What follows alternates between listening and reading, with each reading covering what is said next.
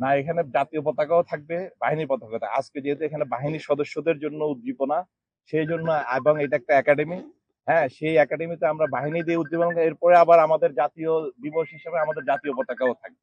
কারণ আমাদের কাছে বাহিনীর যে প্রয়োজন, তাই বাহিনীর বাহিনী তো দেশেরই অংশ, তা দেশের সেবার জন্য বাহিনী। তো সেই জায়গায় আমরা চেষ্টা করছি যে আমাদের বাহিনীর সদস্যদেরকে নতুন করে একটা পরিচয় ধারণ করা, যে তাদের জন্য, যে তাদের বাহিনী দেশেরই একটা অংশ, সেটাকে প্রমাণ করার জন্যই আমরা তাদেরকে উজ্জীবিত করেছি।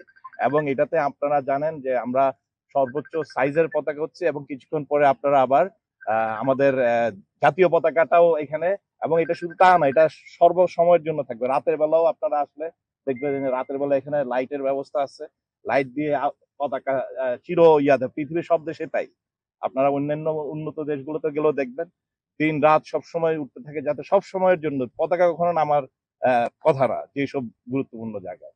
তো সেই জায়গায় আমরা চেষ্টা করছি যে সবার মধ্যে একটা অনুপ্রেরণার উৎস হিসেবে এটাকে রাখতে। এটা শুধুমাত্র আনুষ্ঠানিকতার মধ্যে যেন না থাকে। এটা হবে, যদি অনুপ্রেরণায় না হয় তাহলে তো পতাকা পতাকার জায়গায় থেকে যাবে। আমরা চাই যে পতাকা থেকে মানুষের হৃদয়ে না, সব সময়ের কর্মকাণ্ডের মধ্যে সে যেন এটাকে সামনে নিয়ে এগিয়ে যায়, সেটাই আমাদের উদ্দেশ্য।